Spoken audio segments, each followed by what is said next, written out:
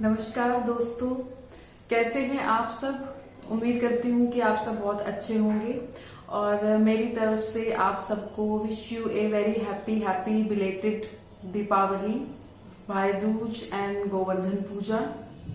तो आज का जो मेरा ये वीडियो रहेगा ये भी एक डिफरेंट टॉपिक पर रहेगा और टॉपिक मैंने जो चूज किया है ये आज के टाइम में बहुत मतलब रेलेवेंट भी है। जैसे कि हम लोग अपने आसपास बहुत टाइम से ऐसी ऐसी न्यूज सुन रहे हैं कि लोगों को अचानक से कार्डियक अरेस्ट आ जा रहा है, हार्ट अटैक आ जा रहा है। खासकर जो मीन्स जो यंग जनरेशन के जो लोग हैं उनके साथ ये वाली घटना बहुत ज्यादा घटित हो रही है।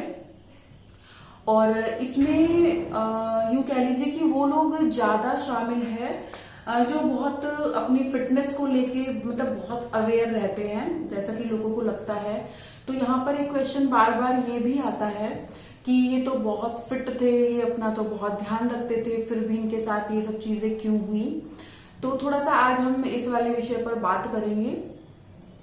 और पहले के टाइम में जो लोग होते थे उनकी एक जो औसत जो आयु थी वो बहुत ज्यादा थी आज के कंपैरिजन में। अगर हम आज के टाइम से कंपेयर करें, जैसे आज तो एवरेज जो एज है वो आप 60 इयर्स मान लीजिए और अब तो मुझे लग रहा है उससे भी कम ही हो गई है।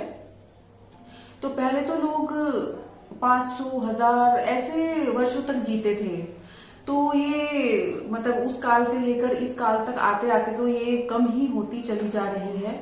तो ऐसा कौन सा रहस्य था कि पहले के जमाने के लोग इतनी लंबी उम्र तक जीते थे। तो रहस्य यहाँ पर यही है कि पहले के टाइम के जो लोग होते थे ना वो अपनी जो श्वास होती थी उस पर उनका बहुत नियंत्रण रहता था। फिर हमें जीवन जीने के लिए क्या चाहिए होता है, दो चीजें मेन होती है। एक होती है श्वास जो हम ग्रहण करते हैं, लेते हैं और छोड़ते हैं। दूसरा होता है आपका प्राण, या यूं कह लीजिए कि प्राण सबसे मेन होता है। तो जब तक आपके इस शरीर के अंदर, ये जो भौतिक शरीर है इसके अंदर जब तक प्राण का निवास है आपकी श्वास चलती रहेगी, मतलब आप जीवित रहोगे, ठीक है। और प्राण शक्ति आपकी जैसी होगी उसी के हिसाब से आपका स्वास्थ्य भी होता है। तो प्राणों का संचय करना सबसे महत्वपूर्ण चीज है आज के युग में। तो ये चीजें काम कैसे करती है, जैसे हम जो श्वास लेते हैं वो हमारे, जैसे ऑक्सीजन हम जो अपने अंदर लेते हैं हमारे फेफड़ों तक जाती है, फिर हमारा जो हार्ट होता है वो उसे पंप करता है और जो ब्लड होता है, जितनी भी हमारी रक्त वाहिनियां होती है उनमें उस ब्लड को वो भेजने का काम करता है। जो शुद्ध जो रक्त होता है हृदय को तो ये काम होता है। हम जो श्वास जो ग्रहण करते हैं और जो प्राण होता है वो हमारा जो स्नायु तंत्र होता है उसके अंदर हमारे प्राण संचित रहते हैं, जिसको कि आप नर्वस सिस्टम भी कहते हैं। तो इस तरीके से ये दो तरीके से काम करता है। एक होता है बाह्य श्वसन, एक होता है आंतरिक श्वसन। बाह्य श्वसन वही होता है जो आप इनहेल करते हो, एक्सहेल करते हो। हमारा जो एक बेसिक स्ट्रक्चर है, जो रक्त वाहिनियां है उनमें हम जो ऑक्सीजन भेजते हैं। दूसरा जो आंतरिक जो श्वसन होता है वो हमारा जो कोशिका तंत्र होता है, जो स्नायु तंत्र होते हैं, ऊतक होते हैं, उनमें जो एक इंटरनल हमारा श्वसन चलता है उसको कहते हैं हम आंतरिक श्वसन। तो ये यहाँ पर समझने की बात ये है कि प्राणों का बहुत महत्वपूर्ण रोल होता है। आपके शरीर में जितनी ज्यादा प्राण ऊर्जा होगी उतना ही आपका शरीर स्वस्थ होगा, आपका फेस ग्लो करेगा, आपका जो ओरा होगा वो बहुत अच्छा होगा, आपकी जो रोग प्रतिरोधक क्षमता होगी वो बहुत अच्छी होगी। तो प्राण यहाँ पे बहुत महत्वपूर्ण रोल निभाता है। तो प्राणों को हम कैसे बढ़ा सकते हैं, संचय कर सकते हैं। अपनी जो श्वसन क्रिया है उसको अगर हम शिथिल कर दें तो हम प्राणों का संचय ज्यादा कर सकते हैं। तो अब यहाँ पर प्रश्न ये भी आता है कि अगर हम श्वसन को शिथिल कर देंगे तो हम जो एक्टिविटी करते हैं, भागने की, कूदने की, चढ़ने की, उसमें तो हम बहुत जल्दी जल्दी श्वास लेते हैं, छोड़ते हैं, तो वहां पे तो वो खर्च हो जाती है। तो मैं आज इसी के बारे में बात करने वाली हूँ कि हम इसको कैसे इंक्रीज कर सकते हैं। तो पहले के जमाने के जो हमारे ऋषि मुनि थे, उन्होंने एक श्वसन प्रणाली विकसित की थी जिसका नाम था तालबद्ध श्वसन क्रिया। तालबद्ध श्वसन क्रिया में क्या था कि आप जो सांस ले रहे हो और छोड़ रहे हो उसको एक लय में, एक क्रम में लेना है और छोड़ना है और उसकी प्रैक्टिस करनी है। ये भी एक क्रिया का ही पार्ट था। तो जब आपका जो इनहेलेशन और एक्सेलेशन है वो एक रिदम में आ जाएगा तो उससे आपकी जो प्राण ऊर्जा है वो संचित होने लगेगी, क्योंकि प्राण ऊर्जा हम अपनी डेली लाइफ में इधर उधर बहुत तरीकों से खर्च करते हैं और सबसे ज्यादा जो हमारी प्राण शक्ति, प्राण ऊर्जा खर्च होती है ना, वो हमारे जो नेगेटिव जो थॉट्स होते हैं या हम जो जितना लोअर वाइब्रेशन में रहते हैं उनमें हमारी प्राण ऊर्जा बहुत ही ज्यादा खर्च हो जाती है। तो एक तरह से ये बैंक की तरह काम करता है कि जितना ज्यादा आपके पास प्राणों का संचय रहेगा उतना ज्यादा आपकी जो उम्र है वो बढ़ती जाएगी।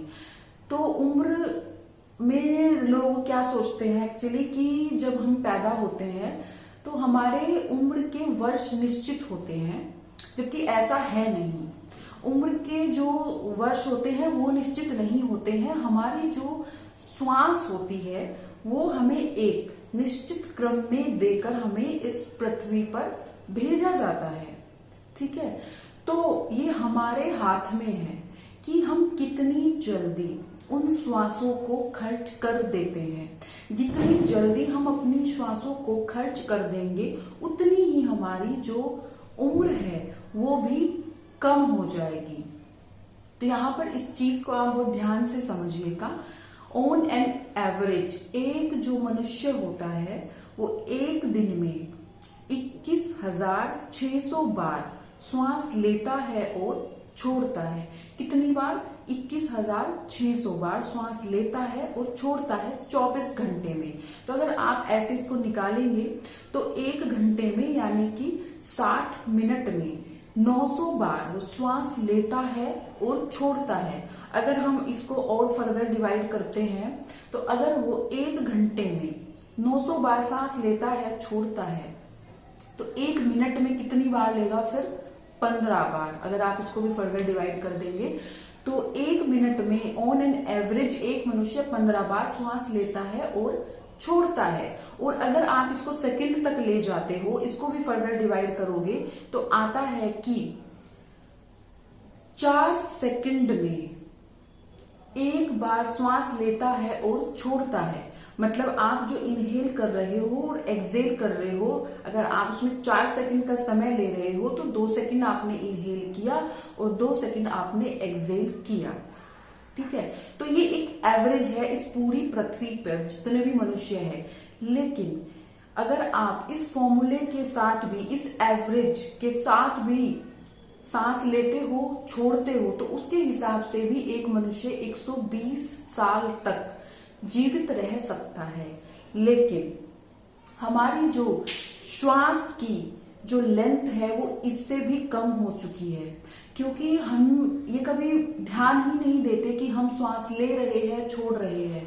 तो दिन भर में हम बहुत सारी एक्टिविटी करते हैं जिसमें बहुत जल्दी जल्दी हमारी जो श्वास होती है ना, उसकी जो गति होती है वो बहुत तीव्र होती है। जैसे अगर आप रनिंग कर रहे हो, आप कहीं चढ़ रहे हो, सीढ़ियां चढ़ रहे हो, या कुछ ऐसा भारी कोई काम कर रहे हो जिसमें फिजिकल स्ट्रेंथ बहुत ज्यादा लग रही है, तो वहां पर आप नोटिस करना कि आपकी जो श्वासों की जो गति होती है, वो जो प्रति श्वास की जो गति होती है वो बहुत फास्ट चलती है।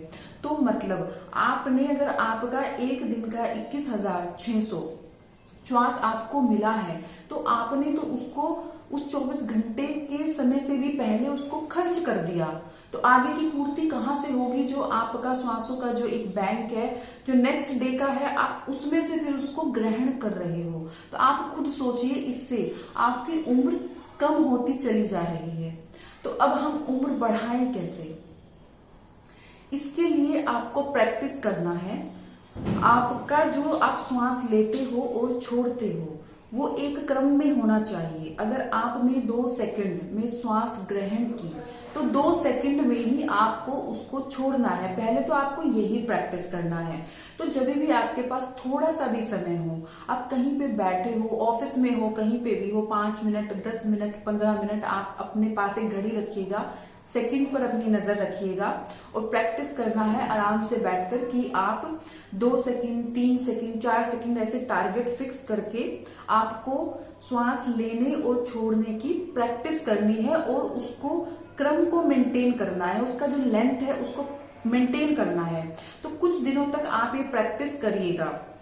धीरे धीरे एक टाइम ऐसा आएगा कि आपको घड़ी को देखना नहीं पड़ेगा, आपका वो क्रम सेट हो जाएगा आपके सबकॉन्शियस माइंड में। तो आपका जब फोकस भी नहीं रहेगा कि आप श्वास ले रहे हैं, छोड़ रहे हैं, तो वो उसी गति से अपना काम करना चालू कर देंगे।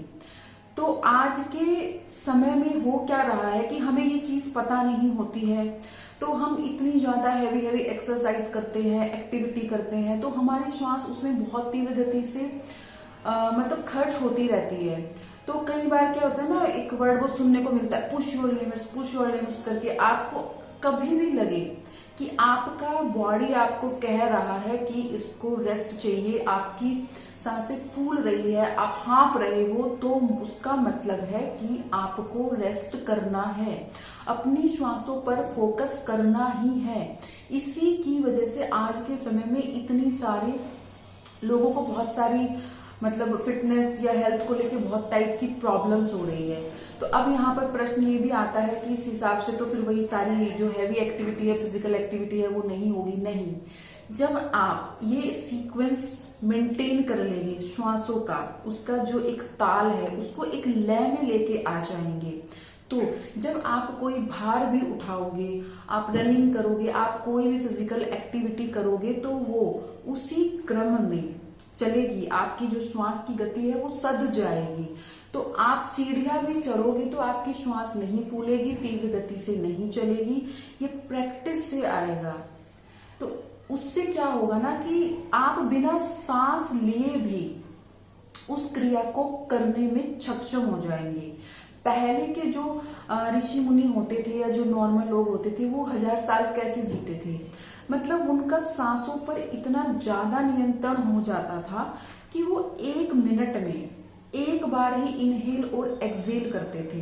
तो उस फॉर्मूले के हिसाब से जो मैंने अभी बताया, अगर आप कैलकुलेट करोगे तो 1000 साल तो आप ऐसे ही पहुंच जाओगे।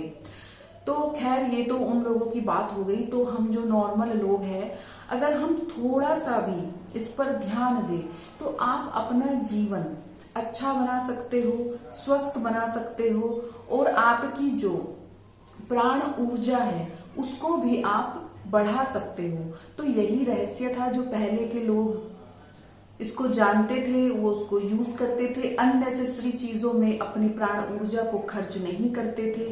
तो जो आपका जो दिमाग है उसमें जो विचार चलते हैं उससे भी जो हमारी प्राण ऊर्जा है वो बहुत ज्यादा खर्च होती है। जिस तरह की आप वाइब्रेशन में रहते हो, जैसे थॉट्स यहाँ पर चलते हैं, उससे आपकी प्राण शक्ति का ह्रास होता है। जब प्राण शक्ति जाती है तो वो कहाँ से फिर लेगी? जो आप श्वास ले रहे हो तो जल्दी जल्दी फास्ट आपको ब्रीथ करना पड़ेगा। तो ये छोटी छोटी सी चीजें हैं जिन पर अगर हम अब ध्यान दें तो हम अपना जीवन बेहतर बना सकते हैं, सुखमय बना सकते हैं और स्वस्थ बना सकते हैं। तो आप इसको प्लीज अप्लाई करिएगा अपनी लाइफ में। अपने आप को समय देना सीखिएगा। 5 मिनट, 10 मिनट, 15 मिनट, ये छोटी छोटी सी प्रैक्टिसेस है। इनको अगर आप करते हैं तो आपको फायदा तो 100% होगा। तो प्लीज आप अप्लाई करिएगा, तो आपको बहुत फायदा होने वाला है। नहीं तो ये जीवन तो फिर ऐसे ही चलना है जैसे चल रहा है। हर वक्त डर रहेगा, इसको ये हो गया, वहां से ये न्यूज सुना। तो उन सब पर ध्यान ना देकर अपने शरीर पर ध्यान दीजिए, अपने ऊपर ध्यान दीजिए। आप अपने आप को बेहतर कैसे बना सकते हैं इस पर फोकस करिए। अच्छी वाइब्रेशन में रहिए, अच्छे लोगों के साथ रहिए। जय गणेश, जय श्री राम।